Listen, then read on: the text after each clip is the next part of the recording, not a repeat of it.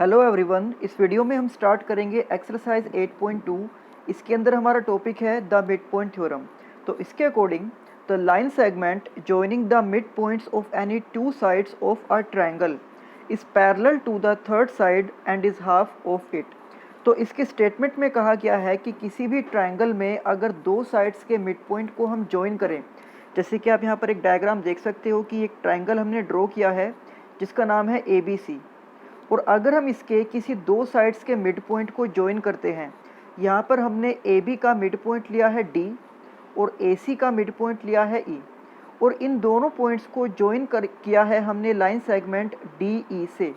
तो ये जो लाइन सेगमेंट DE होगा ये इस ट्रायंगल की थर्ड साइड यानी कि BC के पैरेलल भी होगा और ये इसके हाफ के इक्वल भी होगा।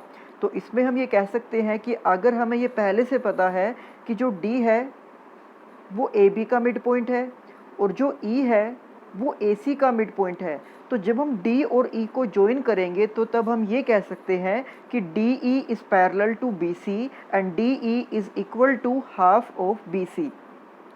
और इसके बाद इसी थ्योरम का converse of mid point theorem.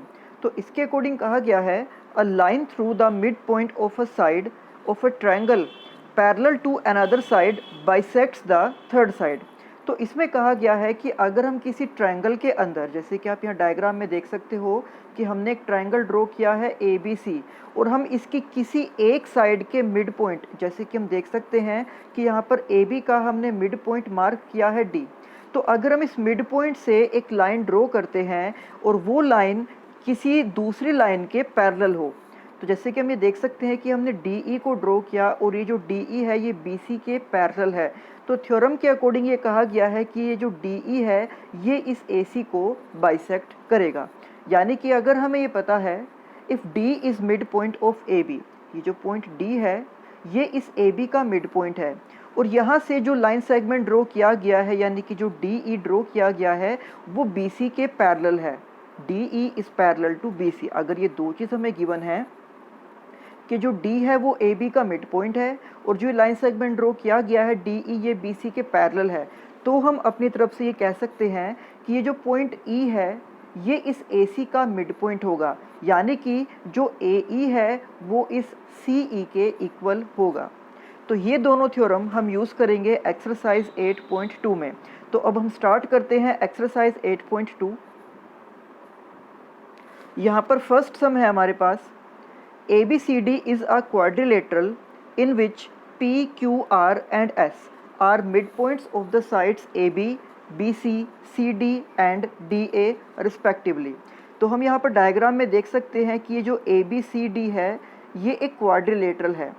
यहाँ पर इसकी चारों साइड्स के मिड पॉइंट मार्क किए गए हैं, जैसे कि यहाँ पर AB का मिड पॉइंट है P, BC का मिड पॉइंट है Q, इसी तरह से CD का मिड पॉइंट है R और AD का मिड पॉइंट है S। तो हमें यहाँ पर ये शो करना है कि अगर AC एक डायगोनल है, AC is a diagonal, then show that. तो आप देख सकते हो कि यहाँ पर हमें तीन पार्ट्स प्रूफ करने हैं। तो सबसे पहला पार्ट हमें यहाँ पर शो करना है कि जो SR है ये इस AC के पैरेलल भी है और इसके हाफ के इक्वल भी है। फिर सेकंड पार्ट में हमें प्रूव करना है कि PQ is equal to SR। और फिर थर्ड पार्ट में हमें ये प्रूव करना है कि ABCD क्वाड्रिलेटरल के जो मिड पॉइंट्स मार्क किए गए थे उन मिड पॉइंट्स को ज्वाइन करके जब एक क्वाड्रिलेटरल बनाया जाता है PQRS, तो इसके थर्ड पार्ट में हमें ये प्रूव करना है कि जो PQRS है ये एक पैरेललोग्राम है। तो हम यहाँ पर लिखेंगे सबसे पहले तो गिवन।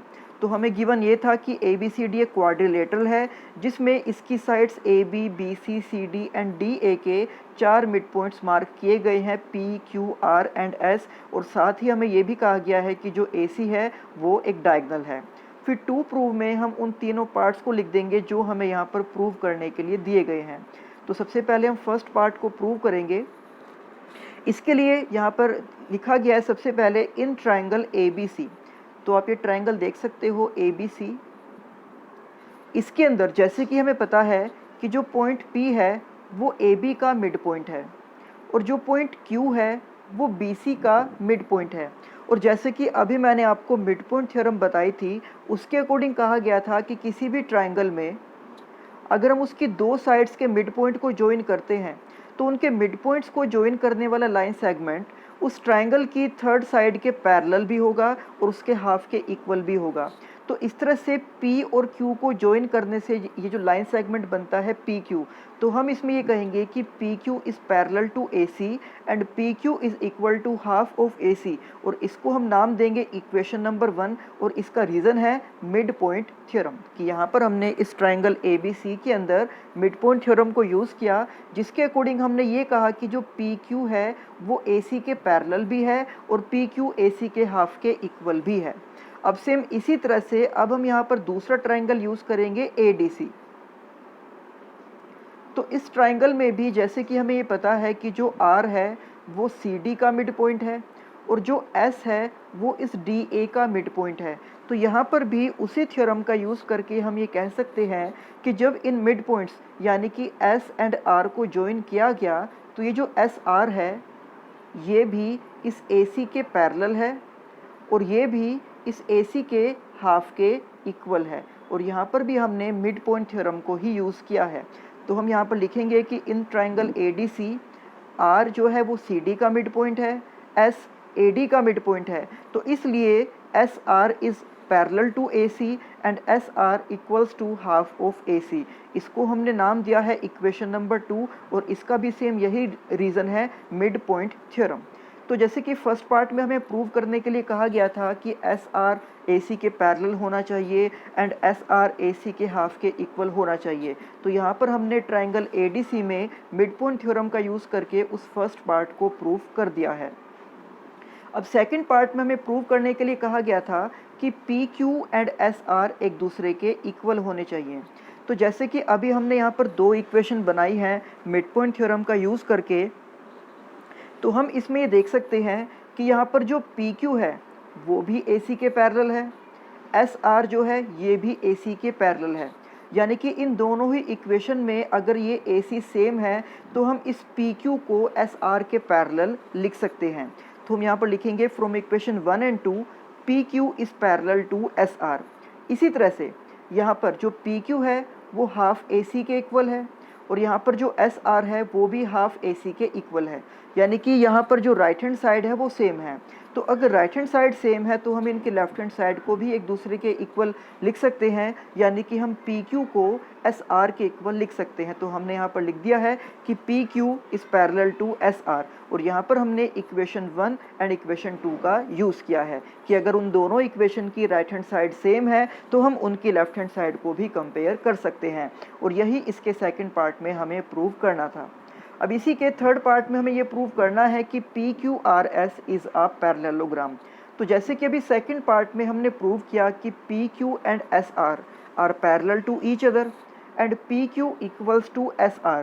तो आप यहाँ डायग्राम में देख सकते हो कि PQ एंड SR, अभी हमने सेकंड पार्ट में प्रूव किया है कि PQ एंड SR एक दूसरे के इक्वल भी हैं, एक दूसरे के पैरेलल भी हैं, और ये प्रॉपर्टी एक पैरेललोग्राम में होती है कि उसकी अपोजिट साइड्स एक दूसरे के इक्वल भी होती हैं और पैरेलल भी होती है। तो इसीलिए अब हम यहाँ पर ये लिख सकते हैं कि मिड पॉइंट्स को ज्वाइन करने से जो क्वाड्रिलेटरल बना है यानी कि PQRS ये एक पैरेललोग्राम है। तो हम यहाँ पर लिख देंगे कि now in quadrilateral PQRS it's one pair of opposite sides PQ and SR is equal, ये हमने सेकंड पार्ट में प्रूव किया, एंड पैरेलल, ये भी सेकंड पार्ट में ही प्रूव किया कि इसके अपोजिट साइड्स का जो एक पेयर है वो इक्वल भी है और वो पैरेलल भी है। तो hence PQRS is a parallelogram. इसके बाद इसी एक्सरसाइज का सम नंबर 2, तो यहाँ पर स्टेटमेंट है कि ABCD is a rhombus and PQRS are the mid points of the sides AB, BC, CD and DA respectively. तो हम यहाँ पर डायग्राम देख सकते हैं कि हमने एक रोम्बस को ड्रॉ किया। रोम्बस का मतलब एक ऐसा पैरेललोग्राम जिसकी चारों साइड्स इक्वल होती हैं। तो अगर हमें पता है कि ABCD एक रोम्बस है तो इसका मतलब ये है कि जो इसकी चारों साइड्स हैं वो एक दूसरे के इक्वल होंगी, और हमें ये कहा गया है कि इसकी चारों साइड्स के मिड पॉइंट हैं P, Q, R and S। तो हमें ये शो करना है कि जब पी क्यू आर एस को ज्वाइन किया गया तो इनको ज्वाइन करने से जो ये क्वाड्रिलेटरल बना है ये एक रेक्टेंगल है। हमें यहाँ पर शो करना है कि the quadrilateral P Q R S is a rectangle. तो यहाँ पर हम सबसे पहले लिखेंगे given A B C D एक रोम्बस है, ये हमें गिवन है, जिसके साइड्स के मिड पॉइंट है P Q R and S. और हमें प्रूव ये करना है जो हम टू प्रूव में लिखेंगे कि P Q R S is a rectangle. तो यहाँ पर हम एक कंस्ट्रक्शन करेंगे अपनी तरफ से जिसके लिए हमने यहाँ पर ए सी को ज्वाइन किया, यानी कि ये जो रोम्बस हमें दिया गया था ए बी सी डी, हमने इसका एक डायगनल ड्रॉ किया। इसी के साथ हमने पी क्यू आर एस के भी डायगनल ड्रॉ किए। आप देख सकते हो कि ये जो अंदर क्वाड्रिलेटरल बना है पी क्यू आर एस, हमने इसके भी डायगनल ड्रॉ किए हैं P R and S Q. तो ये हमने यहाँ पर कंस्ट्रक्शन में लिख दिया है कि join A C P R and S Q. तो अब हम करेंगे इस सम का प्रूफ। तो इन ट्राइंगल ए बी सी आप देख सकते हो कि इस ट्राइंगल के अंदर P जो है वो AB का मिड पॉइंट है और जो Q है वो BC का मिड पॉइंट है। यानी कि मिड पॉइंट थ्योरम का यूज़ करके हम ये कह सकते हैं कि जो PQ है वो इस AC के पैरेलल भी है और उसके हाफ के इक्वल भी है। So in triangle ABC if P is mid point of AB and Q is mid point of BC, जैसे कि हमें स्टेटमेंट में गिवन भी था, तो मिड पॉइंट थ्योरम का यूज़ करके हमने लिख दिया PQ is parallel to AC and PQ equals to half of AC, और हमने इसको नाम दिया है इक्वेशन नंबर 1। और सेम इसी तरह से ट्राइंगल ADC में भी, या आप इसको कह सकते हो DAC, इस ट्राइंगल में भी हमने मिड पॉइंट थ्योरम का ही यूज़ किया है। यहाँ पर जो S है वो AD का मिड पॉइंट है, जो R है वो CD का मिड पॉइंट है। दैट मीन्स हम ये कह सकते हैं कि जो SR है वो AC के पैरेलल भी है और इसके हाफ के इक्वल भी है। तो similarly in triangle DAC by using midpoint theorem SR is parallel to AC and SR equals to half of AC, और इसको हमने नाम दिया है इक्वेशन नंबर 2। तो जैसे कि अब हम यहाँ पर देख सकते हैं कि इन दोनों ही इक्वेशन की राइट हैंड साइड सेम है AC एंड AC। तो अगर ये सेम है तो हम यहाँ पर ये लिख सकते हैं कि जो PQ है वो इस SR के पैरेलल है। From equation 1 and 2 we have PQ is parallel to SR।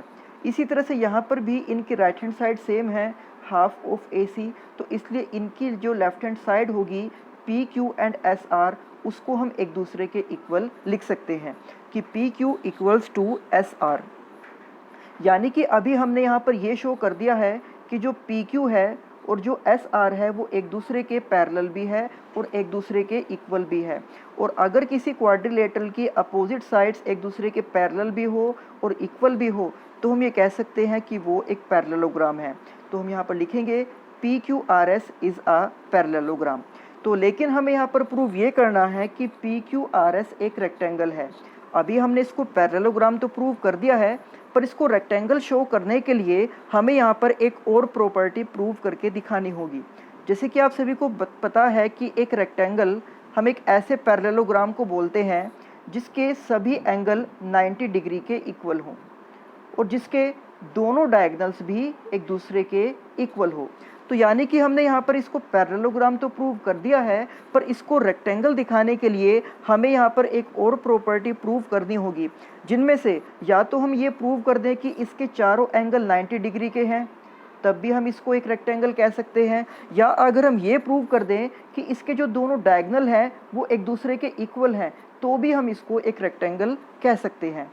तो जैसे कि आप ये देख सकते हो कि PQRS को अगर हमें रेक्टेंगल प्रूव करना है तो जो इसके डायगनल्स हैं PR एंड SQ, अगर हम इन दोनों डायगनल्स को एक दूसरे के इक्वल प्रूव कर देते हैं तो हम इसको एक रेक्टेंगल शो कर सकते हैं। तो अब हम यहाँ पर यूज़ कर रहे हैं कि ABQS एक पैरेललोग्राम है। आप यहाँ पर देखिए ABQS, क्योंकि जैसे कि हमें गिवन था स्टार्टिंग में ही कि ABCD एक रोम्बस है।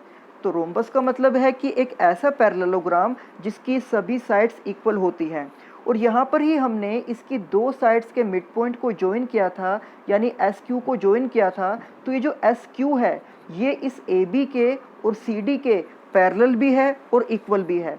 तो इसलिए इस कंप्लीट ABCD में से अगर हम केवल इतना पार्ट लेते हैं ए बी क्यू एस तो ये भी एक पैरेललोग्राम होगा, या फिर अगर हम ये वाला पार्ट लेते हैं ये भी एक पैरेललोग्राम है, या फिर अगर इधर से हम राइट साइड वाला एक पार्ट हम यूज़ करते हैं तो ये भी एक पैरेललोग्राम है, और जो ये वाला पार्ट अगर हम यूज़ करते हैं ए पी आर डी तो ये भी एक पैरेललोग्राम ही है। तो इसीलिए हमने यहाँ पर ये यूज़ किया है कि A B Q S is a parallelogram. तो अगर ये पैरेललोग्राम है दैट इसका मतलब ये होगा कि A B and S Q एक दूसरे के इक्वल भी हैं और एक दूसरे के पैरेलल भी हैं। तो हमने यहाँ पर लिख दिया है A B equals to S Q, और फिर हमने यहाँ पर दोबारा यूज़ किया है कि P B C R is a parallelogram. एक बार हमने कहा है कि ए बी क्यू एस एक पैरेललोग्राम है, और अब एक पार्ट हम और यूज़ कर रहे हैं इसका जिसका नाम है पी बी सी आर। आप यहाँ पर देख सकते हो डायग्राम के अंदर पी बी सी आर, हम ये कह रहे हैं कि ये भी एक पैरेललोग्राम ही है। तो इसकी भी अपोजिट साइड्स इक्वल होंगी, तो इसके अकॉर्डिंग हम ये कहेंगे कि B C and P R एक दूसरे के इक्वल भी हैं एंड पैरेलल भी हैं। तो since P B C R is a parallelogram that means B C equals to P R. तो अब आप यहाँ पर देखिए ए बी को एस क्यू के इक्वल दिखाया गया एंड बी सी को पी आर के इक्वल दिखाया गया है। और जैसे कि हमें स्टार्टिंग में ही ये पता था कि ए बी सी डी एक रोम्बस है, यानी कि उसकी चारों साइड्स इक्वल हैं। A B equals to B C equals to C D equals to D A, यानी कि अगर उस रोम्बस की चारों साइड्स इक्वल हैं तो इसका मतलब है कि अब ये जो दो इक्वेशन बनी हैं इनकी जो लेफ्ट हैंड साइड है जिसमें हम यूज़ कर रहे हैं ए बी और बी सी को, तो ए बी और बी सी इक्वल है, यानी कि इन दोनों इक्वेशंस की जो लेफ्ट हैंड साइड है वो एक दूसरे के इक्वल है। और अगर इन दोनों इक्वेशन की लेफ्ट हैंड साइड एक दूसरे के इक्वल है तो हम इनकी राइट हैंड साइड को एक दूसरे के इक्वल में लिख सकते हैं। तो इन दोनों की राइट हैंड साइड में है S Q and P R, तो यानी कि हम ये कह सकते हैं कि S Q is parallel to S Q is equal to P are.